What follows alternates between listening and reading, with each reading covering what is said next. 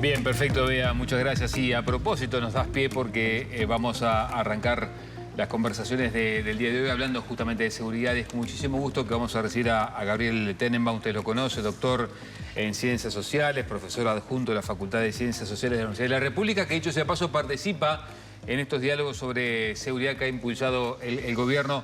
Gabriel, buenos días, gracias por acompañarnos. Buenos días, participo en representación de la Universidad de la República. Exactamente, exactamente.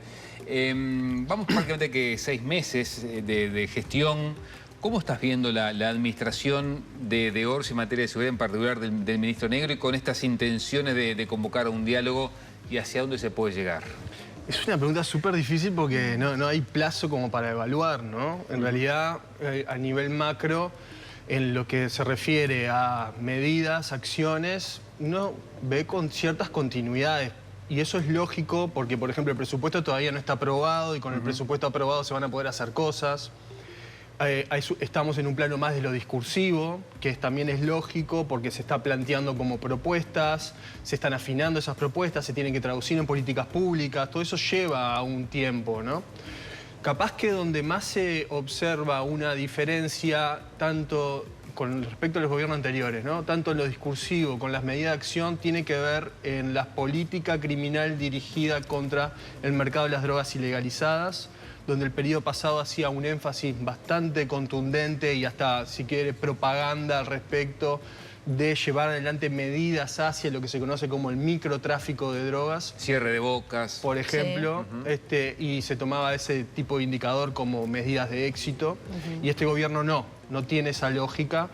No es que no deja de hacer cosas para, digamos, mitigar todo lo que es el micromercado de drogas, pero tiene una preocupación hacia el macromercado, donde ahí hay distribuidores, donde hay grandes organizaciones a la uruguaya o semi-organizaciones a la uruguaya que tienen un peso local, sobre todo en los territorios, y que generan violencia, ¿no? Gabriel, ¿y qué impacto puede tener estas modificaciones que impulsa el gobierno en contra del lavado de activos, en ese sentido? Bueno, ahí hay como dos direcciones, a mi juicio, ¿no? Porque por un lado, el proyecto de ley de lavado de activos, que comparto la mayor parte de las cosas que se dicen ahí, va a eliminar la Fiscalía Especializada en Lavado de Activos, con base en argumentos que tienen que ver con una lógica de diseño institucional dentro de la Fiscalía, que de alguna manera estaría entorpeciendo las investigaciones de lavado de activos. ¿Y hacia dónde Pero discúlpame porque esto me parece muy importante. Mira, lo que nos sucede es que el sistema funciona en la detección. Detecta a la policía y eso se tiene que transformar en un caso judicial. Cuando se transforma en un caso judicial, uno tiene más éxito que si se lleve a una sentencia cuando hay una unidad especializada en el tema que aborda. Por ejemplo, unidades especializadas en violencia doméstica, violencia de género, homicidios, estupefacientes. Lo mismo pasa con el lavado. Si bien las fiscalías tienen que llevar adelante investigaciones paralelas de lavado de activos, porque por supuesto tenemos más de 3.000 personas privadas de libertad por delito de drogas ilegalizadas, y casi ninguno ha sido condenado por lavado de activos, cuando es obvio que la renta criminal que utilizaron la lavaron. ¿Me explico? Entonces, no es un problema de la herramienta como tal, sino que se está usando mal. Y hay problemas al interno. Pero los hechos es que cuando vos tenés una fiscalía especializada, va a investigar el tema puntual como tal. Cuando tenés fiscalías generalizadas como la de penal, puede hacerlo, puede no hacerlo. Además, todo el trabajo que tienen las fiscalías, ¿no? Están desgastadas. O sea que en ese sentido el proyecto no fortalece, a mi juicio, la investigación de lavado. Eso justamente no fortalece la investigación de lavado. Para mi juicio eso es un retroceso. Hay explicaciones de diseño institucional, pero se podrían solucionar siguiendo esta fiscalía como tal. Eso por un lado. Pero por otro lado sí hay una intención de perseguir de manera más contundente el lavado de activos. Desde la CENACLAF, por ejemplo, eso me parece que está muy claro. Y algo que, al menos en lo personal, venía reclamando hace tiempo, y es que está en el proyecto del presupuesto la creación de una unidad especializada dentro de la policía para perseguir los delitos de lavado de activos, que esa era una gran falencia. Al final, la policía es la que hace la investigación y no estaba preparada para tener una unidad de lavado de activos. Entonces, si bien esa modificación que se va, esa creación no tiene recursos genuinos, eso también hay que decirlo, porque van a venir de otros lados los recursos, pero me parece un paso positivo. Entonces vuelvo a cómo te contesté al inicio de la pregunta. Veo pasos muy positivos con respecto al lado de activos, pero por otro lado, esto de la fiscalía, la eliminación de la fiscalía no me convence. ¿Por qué a Uruguay le cuesta asumir que los delitos que cometen los poderosos forman parte de la seguridad pública? Es internacional esto, ¿no? Es internacional. Es una respuesta, me encanta la pregunta, porque es algo de lo que estoy tratando de hacer bastante énfasis y quiero dar como algunos mensajes contundentes al respecto. Los delitos de poder están vinculados con la sangre que se derrama en los barrios vinculados con homicidios de drogas. Porque en una transacción que se genera en un barrio para una organización X, sí o sí necesita de algún especialista que está vinculado con delito de poder para que le legitime esa renta criminal y la pueda usar para comprar una casa, un comercio, irse de viaje, un auto, lo que sea. Pero creemos que corren por dos carriles diferentes. Pero no, están íntimamente conectados y de hecho los delitos de poder muchas veces tienen lugar en estructuras formales, por lo cual siempre están atados a corrupción, que nosotros en Uruguay tenemos legislada la corrupción de la función pública, no la corrupción de la función privada, que también existe, ¿sí? Que de hecho eso es un debe del Uruguay porque, si no, mal no recuerdo, creo que fue en el 2019 o por esos años, donde se le mandata a la JUTEP formular un proyecto de ley sobre corrupción privada y eso todavía no está realizado, ¿sí? Entonces los delitos de poder que alimentan los delitos de los débiles, si se quiere, los delitos de cuello azul, como se conoce, son poco perseguidos. Y eso tiene que ver con cómo se distribuye, por ejemplo, nuestra ley penal. Porque cuando uno piensa en hacia dónde se dirigen las figuras penales, los reproches penales, las duraciones de las penas, los tipos de sanciones, claramente se observan de que la dirección está toda dirigida a los delitos de los débiles, como se conoce, ¿no? Hurto, rapiña, ese tipo de delito, ¿no? Pero no los delitos de poder, que son el lavado de activos, la corrupción, las grandes estafas, como la que tuvimos con Acción Ganadera, todo eso está protegido. Y bueno, digo, ¿dónde se configura la ley penal? Se configura en el poder. Se configura en el poder legislativo, se configura en el poder ejecutivo. Esos traslucen intereses económicos, pero también intereses desde el punto de vista, si se quiere, políticos, y traslucen una moral, una forma de hacer las cosas que están bien y cosas que están mal. Por muchos años, y hasta hoy en día hay personas que defienden lo que se llama una industria financiera, que está muy bien, si es legítima hay que defenderla, porque da trabajo, ingresa dinero al país, pero la defienden al punto de que se disocian de los derrames de sangre o de los escándalos de corrupción. Acá es importante decir una cosa, por ejemplo, para que sea bien gráfico. El caso del Lava Jato en Brasil salpicó a toda América Latina con Odebrecht, OAS y otras empresas. Uruguay tiene a uruguayos participando de los esquemas de la cadena de sobornos, brindando soportes a la cadena de soborno. Hay un poco más de una decena de uruguayos que en Panamá, en Perú, en Brasil han sido mencionados y hasta se los ha querido formalizar. Y en Uruguay no pasa nada. Eso también tiene que ver con otra cosa que es muy interesante y es que en el Uruguay muchas cosas que en otros lugares son penalizadas, acá es legal. O sea, hay un manto de protección a ciertas actividades. Eso te voy a decir, no pasa nada porque la ley los ampara. Claro. En parte sí y en parte no, porque también Uruguay podría colaborar con, por ejemplo, la justicia de Perú, y cuando la justicia de Perú pide que la extradición o que declare por Zoom, si se quiere, uno de los involucrados, lo haga y no sucede. ¿Me explico? Entonces, bueno, ahí está el poder. Entonces, son las tensiones y las dificultades. Y acá hay otro tema que es muy interesante. Fíjense, los escándalos de Odebrecht, con el Lava Jato, cayeron presidentes, mandos, grandes autoridades de carácter político. Eso destruye la institucionalidad republicana. Hace mucho mal a la democracia, al sistema de partidos como una forma de gobierno que nos damos. Entonces, cuando eso pierde legitimidad, pierde credibilidad, ¿qué queda? Entonces, no es solo un problema del delito como tal, es un problema también de los quienes se dicen demócratas y participan de estos mecanismos y después salen a defender moralmente la democracia. Porque también están haciendo mucho mal a la democracia tomando ese tipo de partidos, ese tipo de acciones y disociándose de los escándalos, cuando está claro que, en cierta medida, una partecita del sistema financiero uruguayo colaboró con este esquema. Y si usted lo sabe, que es un académico, me imagino que también lo sabrán los poderosos, los que toman decisiones. ¿Por qué no hacen nada? Buena pregunta. ¿Qué expectativa tiene la academia con este nuevo impulso del diálogo sobre la seguridad que ha impulsado la administración Orsi? Bueno, no puedo hablar por toda la academia porque ¿No? participan varias universidades. Puedo hablar del grupo de la Universidad República que estamos participando. A mí me parece que, por un lado, es muy importante que cuando se va a generar una política pública, en este caso de seguridad, de carácter estatal, tenga las voces de todos los actores y realmente sean escuchadas, comprendidas en lo que se vaya a hacer, siempre que eso tenga algún respaldo, sobre todo de evidencia empírica, ¿no? Evidencia con conocimiento científico. Eso por un lado. Entonces me parece muy bien todo eso. Por otra parte, bueno, todo se espera, digamos, uno participa de esto con voluntad, con buenas intenciones.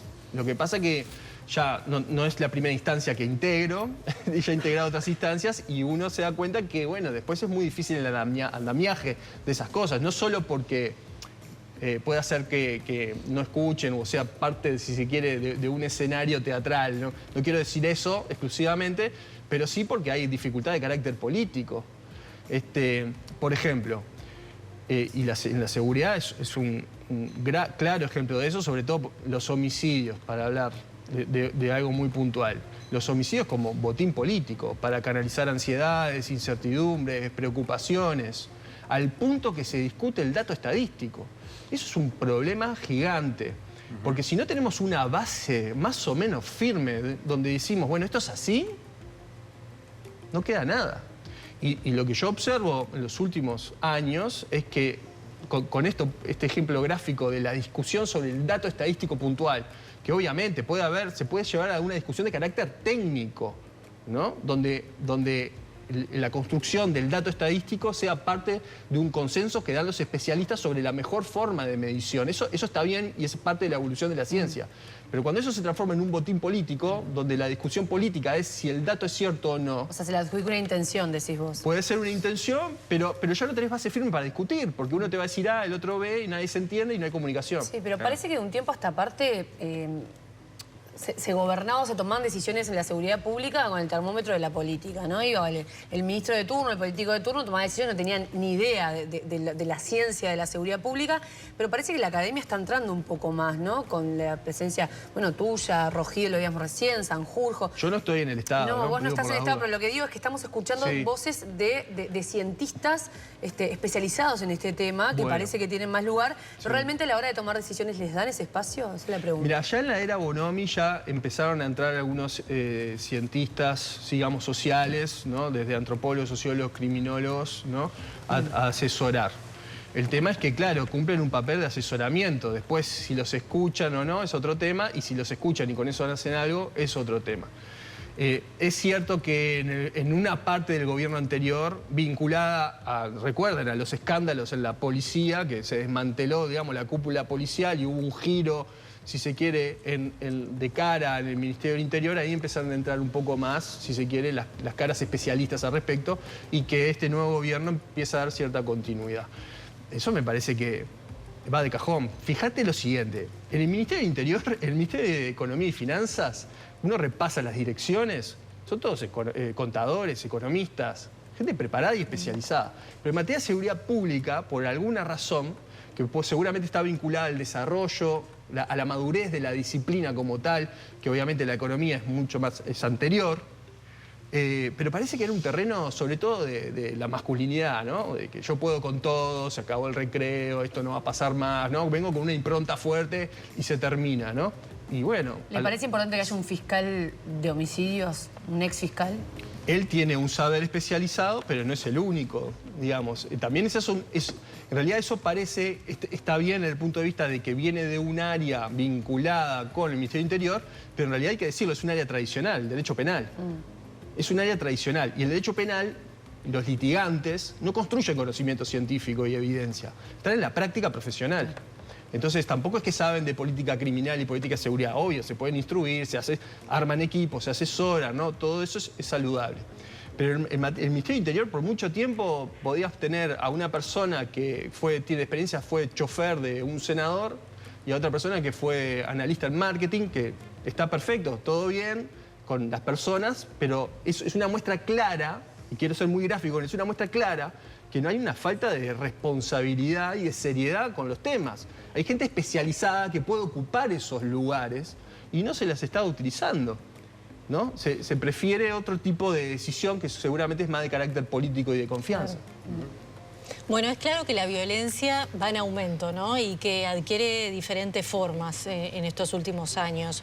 ¿Es usada como reconocimiento social por parte de los jóvenes? Bueno, está. Ahí hay todo un tema, ¿no?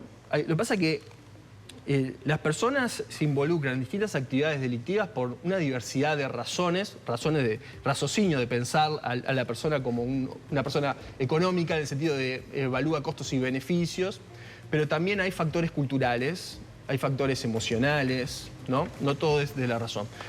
Cuando hablamos de reconocimiento hablamos de un elemento cultural, ¿no? De la utilización de la violencia como un elemento cultural que está vinculada con la integración social. Entonces, lo que nos dice la evidencia, y hace décadas nos dice la evidencia internacional, y en el Uruguay ya la tenemos hace algunos años, es que en un sector de los jóvenes, sobre todo, que tienen grandes privaciones de derechos, van a buscar formas de integración social. Si no se le da el trabajo, no se le da el trabajo, si no es en la educación, no es en la educación, si no es en el deporte, no es en el deporte, pero van a buscar integrarse a la sociedad de alguna manera. ¿Qué quiere decir esto? Que quieren formar un grupo, estar en un grupo de pares, pertenecer a una comunidad, tener los campeones X, ¿no? Tener su dinero para hacer lo que busque, lo que todos buscamos, ¿no? Las metas, si se quiere, de éxito en la sociedad más o menos las regulamos de distinta manera, pero para todos son más o menos igual, ¿no? El asunto es que cuando no tengo educación para demostrar en el mercado y me reditúe con dinero, no tengo un trabajo digno que me reditúe en el mercado y tener un dinerito para hacer X o Y, lo que sea, voy a buscar formas, ¿no? Y la violencia entra como un activo. Es lo que tengo en la mano. No tengo educación, no tengo trabajo, pero puedo imponerme a un otro con violencia, ¿no? Es como un activo que se valora en el mercado, en algunos delitos. Por ejemplo, rapiña o en el mercado de las drogas ilegalizadas. Y además de valorarse en términos económicos, se valora, lo que decías vos, culturalmente, el reconocimiento. Los otros valoran que yo soy una persona poderosa y fuerte y someto a los demás. Por eso a veces se muestran en redes sociales con armas de fuego, por ejemplo. Esas cosas pueden pasar, pero aquí este es un elemento interesantísimo que nos da cuenta, por ejemplo, el Ministerio del Interior no tiene nada que hacer con esto. Son otros actores que tienen que actuar acá. Y el nudo es muy fuerte. Todos buscamos nuestro reconocimiento en la sociedad, en el trabajo, en la educación, en el deporte, con nuestra pareja, con nuestros amigos. ¿Qué alternativa le damos, ¿no? Exactamente. ¿Cuáles son, en términos de comparación, de ventajas comparativas, dónde va a encontrar ese reconocimiento un gurí que probablemente no terminó la escuela o la terminó y en el liceo, en el traspaso del liceo, no enganchó, en la educación no la va a encontrar y en qué trabajo va a encontrar ese gurí? Y fíjense que nuestro orden de vida está gran parte dado por la educación, el trabajo, la familia, el ocio. Entonces, los caminos normativos los tiene perdidos. Entonces ahí fallan las políticas sociales. Ahí fallan muchas cosas, y también hay toda una construcción cultural de nuestros valores, de hacia dónde vamos y cómo nos queremos reconocer como tal, que interviene. Si yo estoy diciendo que el ejercicio de la violencia es un activo valorado en el mercado, tenemos un problema. Eso hay que desconstruirlo. Eso tiene un lente desde el punto de vista del género, ¿no? Es la masculinidad valorada es la que ejerce violencia, pero también tiene otros lentes que hacen a la situación. El ejercicio de la violencia es valorado. Ese es un problema. Y no solo hablo de violencia física, hablo de violencia simbólica. Hablo de lo que soy capaz de generar desde el punto de vista del poder. Fíjate que si yo soy capaz de conseguirle un pasaporte a un traficante de drogas muy pesado, ¿qué demuestra eso desde el punto de vista simbólico? ¿Me explico? Hablo del poder, ¿no? Y eso es bien valorado, no es condenado. Gabriel, si desde la academia, desde la Universidad de la República, ¿qué debería sí o sí, para lo que respecta específicamente a temas de seguridad del Ministerio del Interior, aplicar el ministro Negro para mejorar los valores de seguridad en este país en la próxima administración? ¿Qué le decís? Bueno, ya se lo dijimos en las mesas, ¿no? Pero tenemos una larga lista de medidas que nos parece muy importante llevar a cabo. Es verdad que todas ellas no son balas de plata. La verdad que todo lo que hagamos tiene que ser acumulado en el tiempo y de manera sostenida y sistemática y fuerte, no comprarles piloto, como venimos haciendo sobre todo en materia de prevención de la violencia.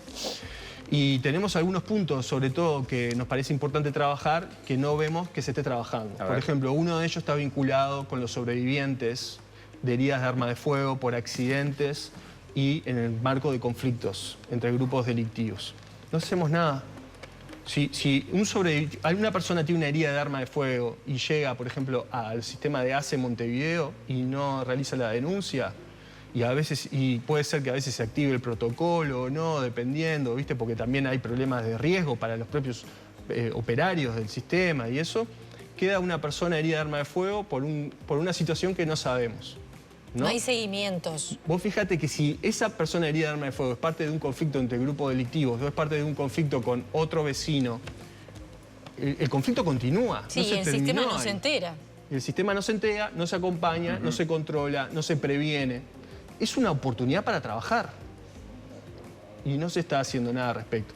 Y si fuera un accidente de arma de fuego, tenemos todo un tema con arma de fuego en el país que trabajar sobre los riesgos de la tenencia, la posesión y la utilización de armas de fuego en el país. Bien, esa es una medida. ¿Qué otra? Bueno, ahí hay varias medidas en realidad. Ahí tenés como 3, 4 medidas. Algunas están vinculadas con empezar una política pública sobre arma de fuego, empezar una política pública sobre heridas de arma de fuego, sus sobrevivientes, cómo interactúa el salud pública con el Ministerio del Interior, la justicia, ¿no? Ver cómo se puede intervenir, hasta de oficio, porque también la Fiscalía tiene la oportunidad de intervenir de oficio. Después hay toda una línea que está vinculada con el lavado de activos, que estuvimos hablando un poco, que si bien uno encuentra que hay por una parte un camino de profundización, también encuentro ciertas debilidades, como lo que acababa de decir. Pero la persecución del lavado de activos con intensidad, a priori, no genera violencia. Uno puede, y aparte nosotros sabemos que el lavado de activos es la última o la penúltima actividad fundamental en la división del trabajo que tiene un mercado, el mercado de las drogas ilegalizadas u otros mercados del crimen organizado. Sí o sí hay que lavar activos. Y si vos haces una persecución sobre organizaciones criminales sobre el lavado de activos, no vas a tener unas disputas de violencia como las tenemos en los territorios. Entonces, esa me parece una medida fundamental. Pero eso necesita recursos, no lo que tenemos ahora, porque intención hay, pero necesitas mucho más recursos de lo que tenemos. En la CENACLAF, en la Unidad de Información e Inteligencia Financiera del Banco Central. Ahora nos enteramos hace poco de que también la ley presupuesto, otro elemento que uno diría que es como un retroceso, ¿no? Nos enteramos que a pedido de la Superintendencia del Servicio Financiero del Banco Central se quiere eliminar a las casas de cambio de la órbita del control del Banco Central. O sea, cuando tenemos un montón de casos documentados, por ejemplo, en el libro de los protectores del capital o en el libro de los vendedores de cuchillos, donde los cambios intervienen en los mecanismos, las estrategias de lavado de activos. ¿Y en órbita de quiénes quedarían? Bueno, gran pregunta. Seguramente en la CENACLAF, no sé por qué, ¿no? Con todas las dificultades que tiene la CENACLAF. Bueno, ya que tiene no como están dotadas de recursos tampoco, ni la JUTEF. y tiene como 15.000 sujetos obligados para controlar. No logra controlar lo que tiene. Bien. Gabriel Tenenbaum, siempre nos quedamos con ganas de seguir charlando. ¿Será que te tendremos que invitar próximamente? Cuando quieran, cuando quieran. Muy bien. Gracias.